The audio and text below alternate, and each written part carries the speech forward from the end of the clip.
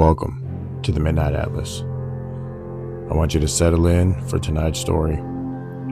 But before we get started, please consider subscribing and hit that like button. And before the story starts, leave a comment on where you're listening from. Now settle in, get comfortable, and get ready for tonight's stories. The Midnight Rig, a first-hand account. To whom it may concern. I'm writing this down because I work the night shift. And when you spend 12 hours a night out in the middle of nowhere, you have a lot of time to think. People on the internet talk a lot about UFOs, but most of them have never understood the total darkness. Miles away from the nearest paved road, watching the sky do things it shouldn't be doing. My name is Jack. For the past 8 years, I've worked a night shift lease operator in oil fields of West Texas. If you've never been out here, it's hard to describe just how flat and empty the land is. During the day, it's dust, scrub brush, and pumpjacks bowing up and down like iron birds. But at night, once the sun drops, the desert turns pitch black. The only lights for miles are the yellow halos around the production sites and the flaring gas tops flickering on the horizon. My job is pretty straightforward. I drive a heavy four-wheel drive truck from site to site, checking gas compressors, monitoring tech levels, making sure the oil keeps flowing through the separators. It's quiet, repetitive work. Most nights, the only thing keeping me company is the hum of my truck engine and the local country radio station drifting in and out of static. It all started on a Tuesday night back in early November. I was stationed on a remote battery site about 20 miles off the main highway, down a long washboard dirt road. It was around 2:30 in the morning. The air was crisp, clear, and dead still. I was sitting in the cab of my truck, writing down pressure readings on my log sheet when the radio suddenly died. It did just cut to static. The whole digital display on the dashboard went completely black. A second later, the truck's engine sputtered, coughed, and keeled over. The headlights flickered twice and went dark, plunging me into absolute darkness. I sat there in the dark cab for a second, sighing. Dead batteries or alternator issues happened out here all the time, but for the entire electrical system to shut off instantly was strange. Then I noticed the sound, or rather the lack of it. Just 50 yards in front of my truck sat a massive 3-stage natural gas compressor. Those engines are huge, 16-cylinder monsters that roar so loud you have to wear earplugs just to walk near them. The ground usually shook beneath your boots when they're running. The compressor had stopped dead. The whole site was completely silent. I grabbed my heavy steel flashlight from the passenger seat, clicked it on, and stepped out into the cold desert air. The beam cut through the dust, hovering over the silent iron machinery. I walked over to the compressor's control panel. The gauges all dropped to 0, and the digital readouts were lifeless. I pulled open the side panel to check the main breaker, thinking maybe a fuse had blown. That's when I noticed my flashlight beam started to dim. I shook the flashlight, but the light kept shrinking, changing from a bright white beam to a dull, faint orange wire glow, like a candle dying out. I lowered the flashlight and looked up. There were no clouds in the sky that night, but directly above the production tanks, about 200 feet off the ground, the air looked thick and hazy, like heat rising off asphalt in a hot summer afternoon. And floating right in the middle of that heat shimmer were 3 lights. They weren't bright or blinding. They were soft, solid spheres of amber light, roughly the size of truck tires. arranged in a perfect, even triangle. They didn't cast a beam down towards the dirt. They just hovered there, perfectly still, glowing with a calm, warm pause. There were no engine sounds, no hum, no rotor chop, no wind. If a helicopter had been hovering that close to the ground, the dust from the gravel pad would have been blinding me, and the noise would have been deafening. But the air around me was totally still. The dust on the ground didn't even move. I stood by the silent compressor, holding my dead flashlight, staring up at those 3 amber lights. I didn't feel terrified, which still surprises me when I look back on it. It was more of a deep, heavy quiet that settled over my chest. It felt like watching a wild animal in the woods. You know, you shouldn't make any sudden movements, so you just stand there and watch each other. The lights hovered over the oil tanks for maybe 2 full minutes. Every few seconds, the amber color would shift slightly, turning a pale, soft gold, then back to deep amber again. Then, without a single sound, the 3 lights moved. They didn't accelerate like a jet or a drone. They didn't lean into a turn. They simply slid across the sky in a straight line, keeping their exact triangular formation, and vanished over the low ridge to the west. They moved faster than anything I'd ever seen, disappearing into the dark horizon in less than 2 seconds. The moment the lights cleared the ridge, the compressor behind me let out a loud pneumatic hiss. The control panel flickered to life, the digital gauges lit up green, and the massive engine roared back to action, vibrating the gravel beneath my boots. In my truck, the headlights burst back on, and the radio started blaring static through the open windows. My flashlight snapped back to a bright white beam, nearly blinding me where I held it pointed at my own feet. I stood there for a long time, listening to the thunder of the gas engine, watching the empty western horizon. My hands were shaking a little as I reached for my radio to call the dispatch office, but I paused. What was I going to tell them? That 3 yellow balls of light turned off a 3,000 horsepower engine and then flew away faster than a bullet? I didn't say a word. I finished my rounds, wrote down the pressure numbers, and drove back to the yard where my shift ended at sunrise. I thought that would be the end of it, a strange, one-time glitch out in the oil patch. But 3 nights later, I was stationed at a different well site 12 miles south. At 2:30 a.m. on the dot, my truck engine died again. And when I stepped into the dark, the 3 amber lights were already sitting quietly in the air, waiting above the tanks. When I saw those 3 amber lights hanging in the air the second time, my heart was hammering against my ribs, but I didn't run. Out here, there's nowhere to run away. You're surrounded by miles of cliche roads, mesquite brush, and darkness. The truck was cold and dead behind me. The heavy gas compressor on the pad had fallen dead silent, just like before. This time, the lights were lower.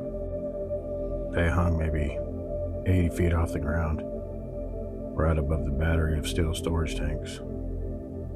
The soft gold glow they put out washed over the weathered red paint of the tanks, making them look like big, dark shadows against the desert sky. I stood by my truck door, leaning back against the cold steel. The air felt thick, the way it does right before a heavy summer downpour, full of static that made the small hairs on my arm stand straight up. I decided to try something simple. I lifted my left hand real slow, raised it above my head, and gave a small, quiet wave. I know it sounds foolish. A 35-year-old oil-filled hand waving at 3 floating balls of light in the middle of Texas. But I wanted to see if there was something behind them, if whatever it was Up there was aware of me standing on the gravel. The moment my hand reached its height, the three lights stopped pulsing. They didn't fly away. They slowly rotated. The triangle shape tilted, smoothly pivoting on a center axis until the three lights formed a vertical, straight line pointing right down to Earth. Then the bottom light dimmed out completely. Then the middle one. Only the top light stayed lit. It drifted slowly down, descending like a feather floating in calm air, stopping about 15 feet above the gravel pad, no more than 12 yards away from where I was standing. Down at that height, I could see the air around the light bending. It was like looking through the bottom of an old glass bottle. The air distorted the stars behind it, rippling softly in a circular pattern. There was no metal shell that I could see, no seams, no rivets, and no glass lens. Just a perfectly round sphere of warm, golden energy about 5 feet across. It hovered there at eye level. A faint sound began to fill the quiet. It wasn't a roar or a mechanical whine. It sounded like a low glass harmonica, a smooth, warm vibration that hummed right through the soles of my work boots. It felt strange and familiar, almost soothing, like the steady idle of a smooth-running engine you've known for years. I took one step forward. My steel-toed boot crunched against the quartz gravel. The light didn't retreat. It pulsed once, a gentle flare of pale amber that felt warm against my face, like opening the door of an oven on a cold morning. And then, in my mind, I got a feeling. It wasn't words or a voice speaking in English. It was just an impression, a calm, heavy sense of curiosity. It felt like the light was doing the exact same thing I was doing, standing there in the desert night, looking at something strange, trying to understand how it worked. I wasn't interested in the oil or the dirt. It was drawn to the power, the heavy electrical currents, the pressure in the pipes, the friction of the iron engines pumping day and night. It was stopping by the site like a driver pulling up to a scenic overlook, watching the machines work in the dark. We stood there together on the gravel pad for what felt like 5 minutes, two completely different things sharing a quiet spot in the desert. Then off in the distance, down the county road 105, I saw a pair of headlights coming over the ridge. It was a night shift foreman making his rounds in his diesel Ford. The moment those headlights crested the hill, the golden sphere lifted. It rose straight up, smooth and silent, meeting the other two lights and rekindled in the night sky. In a fraction of a second, the three amber spheres snapped back into the perfect triangle formation, flared bright gold once, and then shot straight toward the east, disappearing over the horizon before I could even blink.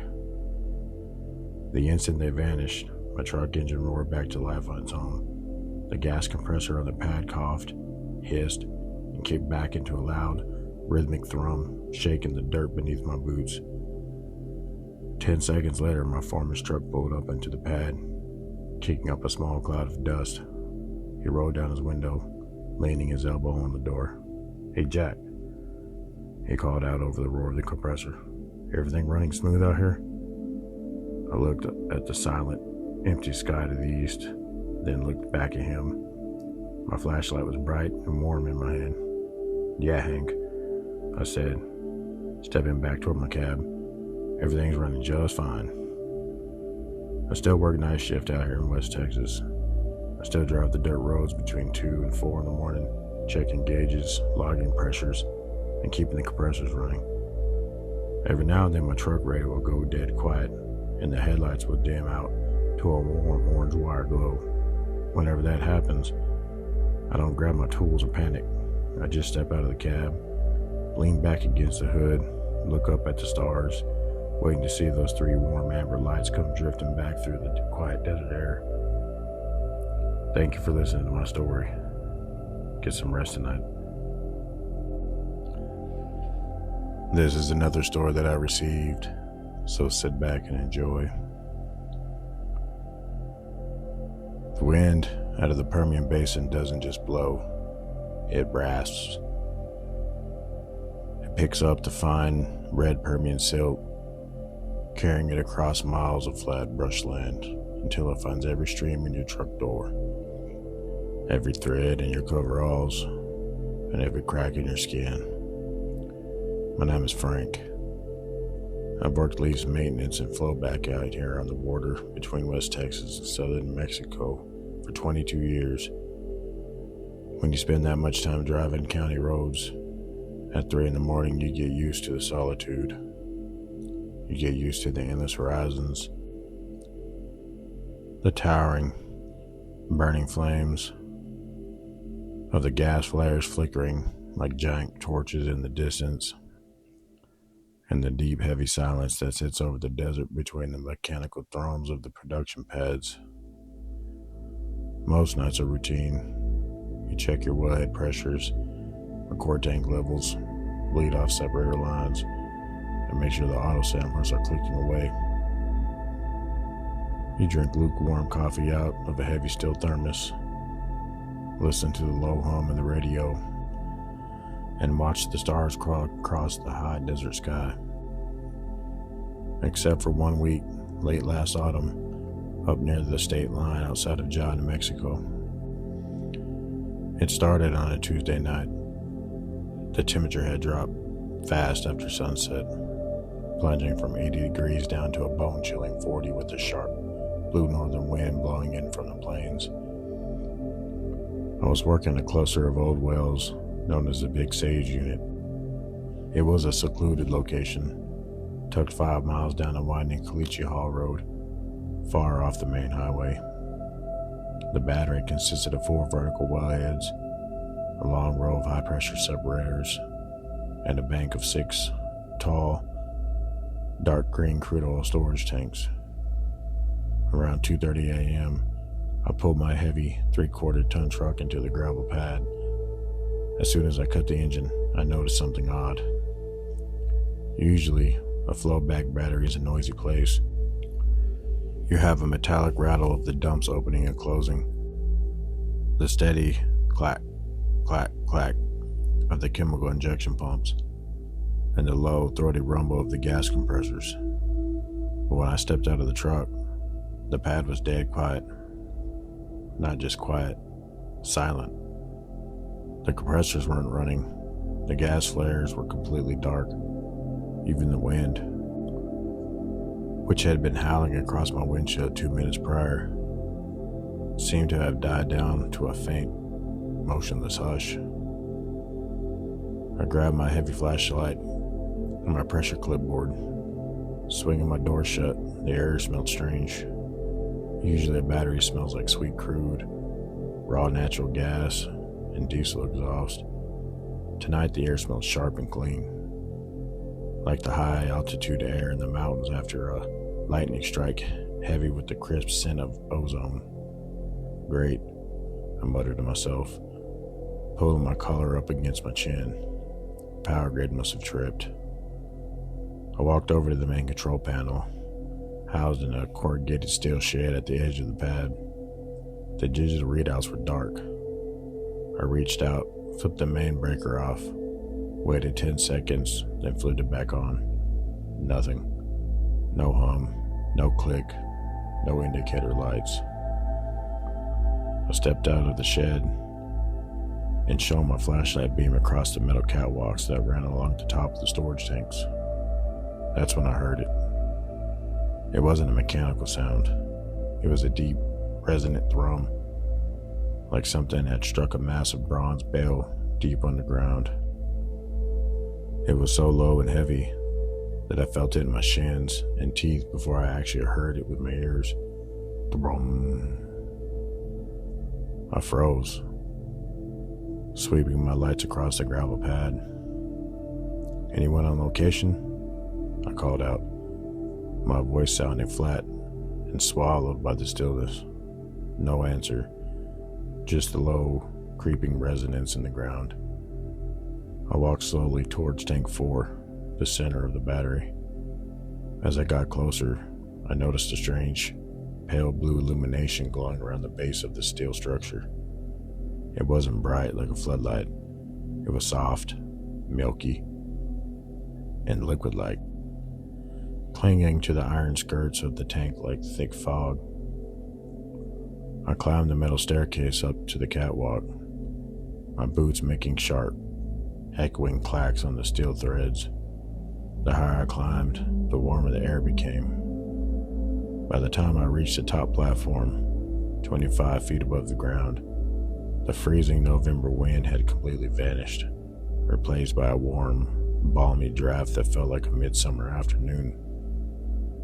I walked along the catwalk, holding onto the handrail and showing my light down the narrow gap between tanks 3 and 4. Hovering in the dark air, suspended right between the two massive steel structures, was a sphere of pure, shimmering light. It was about the size of a beach ball, but it didn't have a solid edge. It looked like a droplet of liquid glass, slowly swirling in itself, glowing with a soft, iridescent sapphire hue. Tiny, thread-like tendrils of electrical blue energy pulsed outward from the sphere, gently touching the steel walls of the tanks. Every time the tendril touched the paint, a soft ping sounded out, like a raindrop hitting a tin roof. I stood completely still on that elevated catwalk, my knuckles white as I gripped the cold steel railing. I've spent my whole life in the oil patch. I've seen ball lightning, static discharge on drill pipe, gas fires, and electrical arcing from down power lines. I know what energy looks like when it's breaking things apart. This wasn't that. This was organized. It moved with a slow, deliberate cadence, pulsing in a rhythmic pattern that matched the deep underground hum that I had felt earlier. The sphere slowly drifted upward, rising until it was level with the catwalk, barely 10 feet away from where I stood. I ought to have run. I ought to have scrambled down those stairs and hauled back to the main highway, but there was no heat coming off it, no harsh static shock, no threat. Instead, the air around it felt calm and quiet, carrying a gentle warmth that made the heavy fatigue of a long night shift simply melt away. The blue sphere paused in the air. For a long, quiet minute, it hovered there, softly illuminating the rust of the handrails, the silver-painted pipes, and the worn leather of my work gloves. Then it began to change color. The sapphire blue slowly deepened into a rich, warm amber, the exact color of raw honey held up to a lantern light. The moment the light changed, a soft sound drifted out of the sphere. It was harmonious, multi-layered chime, smooth and continuous, filling the night air with a melody that felt ancient and peaceful. It sounded like wind chimes made of heavy crystal, ringing gently in the summer breeze. I slowly lifted my flashlight, clicking the beam off so that not to shine it directly at the light. The sphere seemed to respond to the gesture. It expanded slightly, its amber tendrils reaching out and softly brushing against the steel catwalk near my feet. Where the light touched the catwalk, the cold, rusted iron gave off a faint golden reflection. "What are you?" I whispered softly into the warm air. The chime altered slightly, shifting into a higher, sweeter tone. The amber light didn't feel cold or mechanical. It felt curious, like a wild creature coming out of the brush to inspect a traveler's campfire before moving back into the dark. For nearly 20 minutes, I sat down on the top step of the catwalk in the middle of the New Mexico desert, listening to that quiet, crystalline music while the amber sphere hovered gracefully above the dark pad. It moved from tank to tank, softly brushing its light against the valves, the steel hatches, and the heavy pipes, as if reading the story of the iron and the steel stored within.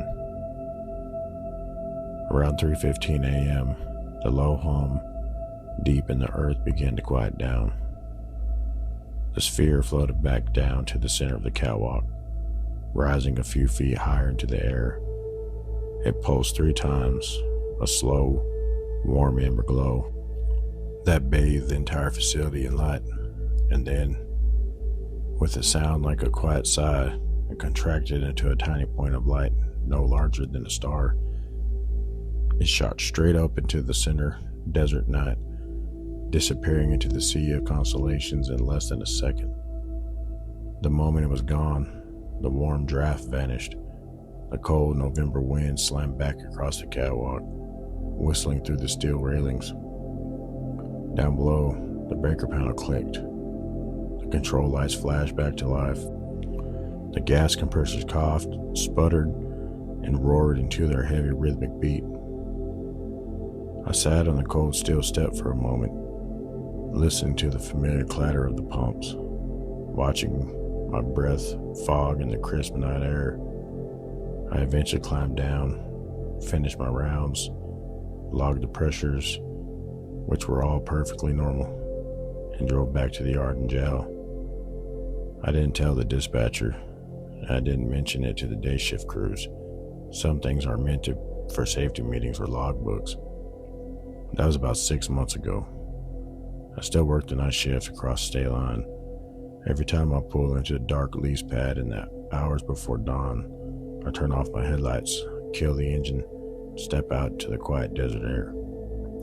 I stand by my truck and look up in the deep black sky above the brush and listen closely to the wind, waiting for the sound of that heavy underground hum and watching for warm amber lights to come drifting back down to the iron. Sleep well tonight, wherever you are. May your roads be quiet and your night be peaceful. The night shift in the Delaware Basin has a rhythm to it you can set your watch by.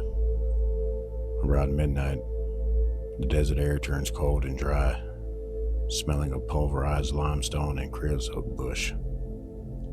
By 2 in the morning, the heavy haul trucks on the Highway 285 start to thin out, leaving nothing on the 2-lane roads except the occasional jackrabbit or tumbleweed catching the glare of your high beams. And by 3:30, when the coffee in your flask has gone lukewarm and bitter, the whole world feels like it's been turned off, leaving just you, your truck, and the steady iron heartbeats of the production pads scattered across the dark. My name is Marcus. I'm a high-pressure line inspector out here in Eddy County, New Mexico. My job is simple on paper, but long in practice. Drive 150 miles of dirt lease roads every night, stop at isolated compressor stations and flowback manifolds, scan the steel flanges with an infrared camera, check for pressure drops, and make sure the gas keeps moving toward the pipelines. It's quiet work, honest work. You spend 8 hours a day talking to no one except the dispatcher over the crackling 2-way radio, and you get used to being the only living soul for 20 miles in any direction. Or at least, you think you're the only one. It happened on a Friday morning, around 3:15 a.m., off a lonely stretch of Caliche Road, known as the Red Dark Cut. The site was an old water disposal well, and a gas booster station tucked into a low draw between 2 limestone ridges. It was a secluded spot. No high-line power pole connections, no cell service, and surrounded by thick, taller than average mesquite trees that blocked out the glow from the distant drilling rigs. Power to the site came from a pair of heavy 6-cylinder natural gas generators that ran continuously in an insulated steel building on the edge of the location. I turned my truck off the county road, the tires crunching loudly over the white gravel as I coasted up to the pad. Even before I put the truck in park, I knew something was wrong. The natural gas generator doesn't run, it thumps. It produces a deep mechanical roar that rattles the window panes of your truck cab from 50 yards away. But as I pulled up to the generator building, the site was completely dark and quiet. The floodlights mounted on the poles were dead. The heavy exhaust stacks were silent, with no heat shimmer rising against the stars. "Well, that's just perfect," I grunted, reaching over to grab my heavy spotlight, hard hat, and clipboard. Overheated again. I stepped out of the truck and shut the door behind me. The silence was heavy, thick and weightless all at once. The wind, which had been whipping across the limestone ridges all night, had completely died down. The air felt unnaturally still, like standing inside a sealed room. I rocked across the pad toward the generator building, the beam of my spotlight cutting a bright, dusty path through the dark. As I approached the double steel doors, I felt a strange sensation in my chest, a faint rhythmic thrumming that wasn't coming from a machine. It felt like standing near a massive bass speaker at an outdoor concert, a slow vibration that vibrated through my ribs and the soles of my steel-toe boots. Thump, thump, thump. It was a slow, deliberate pulse, far too slow for an engine, ticking once every 3 seconds. I reached out, grabbed the cold steel handle of the generator building door, and pulled it open. I expected to smell hot oil, rich exhaust fumes, or cooked electrical wiring. Instead, a wave of cool, sweet-smelling air rushed out into my face. It smelled clean, sharp, and fresh, like pine needles and damp earth right after an autumn thunderstorm in the mountains. I swung my spotlight beam into the dark interior of the metal building. The beam hit something in the center of the room, and I froze, my hand locked on the flashlight handle. Sitting right between the two massive iron engine blocks, hovering about 4 feet above the concrete floor, was a geometric structure made entirely of golden, glass-like light. It was shaped like a sprawling, intricate lattice, a cluster of delicate, needle-thin rods of light that intersected and connected into a complex, rotating polyhedron about 5 feet across. It did look like an ember or a solid object. It looked like a 3-dimensional blueprint drawn in pure amber fire, slowly turning on an invisible axis in the center of the air. Where the points of light touched the heavy iron engine blocks of the generators, small, brilliant sparks of pale blue static drifted down, vanishing before they hit the concrete floor like glowing snowflakes. I stepped back, my boots scraped sharply on the metal door threshold. The lattice instantly stopped rotating. The low, rhythmic thrumming in my chest ceased. The golden structure contracted slightly, its crisp, geometric lines softening the roughening off until it resembled a glowing, warm sphere of liquid amber suspended in the quiet dark of the generator bay. I held my breath, backing up another inch, ready to bolt from my truck. But the sphere didn't move toward me. It didn't flash or flare up with heat.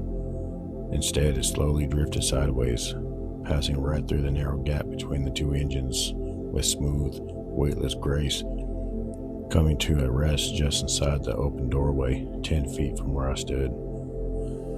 The light it gave off was warm and comforting. It bathed the corrugated metal walls, the grease-stained tool benches, and the worn canvas of my jacket in a soft, honey-colored illumination. Then, the sphere began to pulse, a gentle, rhythmic glow that expanded and contracted like a steady breath. With every pulse, a low, smooth tone drifted through the air. It sounded like a warm wooden flute being played softly in a large, empty cathedral, rich with harmonics that seemed to vibrate directly inside my mind. It was calling out, but not in warning. It felt like a gentle greeting, a quiet nod from one solitary traveler to another in the deep hours of night. I slowly lowered my spotlight, aiming the bright beam down at the gravel floor as not to shine it in the sphere. "I'm just here to check the lines," I said out loud, my voice quiet in the stillness. It sounded crazy to speak to a ball of glowing light in an empty generator shed in New Mexico, but out here, in the quiet depths of the desert, it felt like the only natural thing to do. The golden sphere pulsed once, brighter this time, a warm wave of air rushing over my face that carried the same clean mountain rain scent. Slowly, the light began to divide. Tiny, dime-sized beads of golden light detached from the main sphere, drifting through the air like a swarm of gentle fireflies. They floated out the door, circling around my truck, hovering over the hood and brushing softly against the metallic paint before drifting up towards the stars. The main sphere rose slowly, floating out of the doorway into the open desert night. It hovered above the corrugated roof of the generator building for a long, peaceful moment, casting a wide, golden halo over the white caliche pad and then surrounding mesquite bushes. The wooden flute chime sounded one last time, a long, resonant note that seemed to linger in the air for a full minute after the sound had stopped. Then the amber light simply folded in on itself. It shrank into a pinprick of gold, flared bright once, and then streaked horizontally across the desert sky, disappearing over the dark ridge to the west in the blink of an eye. The moment it vanished, the stillness broke. The desert wind slammed back through the mesquite brush, rustling the branches. Inside the shed, the heavy starter motors on the generators whirred, clicked, and roared to life with a heavy, throating chug. The floodlights on the poles flickered on, washing the pad in bright white light, and the pressure valves on the gas lines began their familiar rhythmic clack, clack, clack. I stood by the open door of the generator shed for a long time, watching the exhaust plumes rise into the cold air, feeling the familiar vibration of the big iron engines returning through their concrete floor. I finished my inspection, logged the generator start times, drove out to the main highway, and completed the rest of my shift in silence. That was 2 years ago. I still cover the red dark hut right every Friday morning. I still pull up to that quiet water disposal pad around 3:15 in the morning, kill my headlights, step out into the crisp night air. Most nights, the big engines are just humming away, pumping gas through the dark pipes. But every now and then, the wind will suddenly die down. The air will smell like high mountain rain, and I'll pull my stool up to the edge of the truck bed, lean back against the cab, and watch the dark sky, waiting for the amber light to come back down to the desert floor. Rest easy tonight, my friend. Keep your eyes on the road, your heart steady, and have a peaceful night. As the miles of caliche road stretch out into the dark, and the burning flames flicker like distant stars on the horizon, remember that the night is vast, quiet, and full of hidden wonders. Whether you're driving the lonely highways of West Texas, watching the skies from a quiet lease pad, or drifting off to sleep in your own room tonight, the world is far more peaceful than it often seems in the daylight. Thank you for spending these quiet hours with us. If these stories brought you a little calm to your evening, consider subscribing, leaving a gentle thumbs up, or sharing this journey with another night owl who needs a moment of quiet space. Until our paths cross again on the next lonely road, close your eyes, breathe slow. Good night.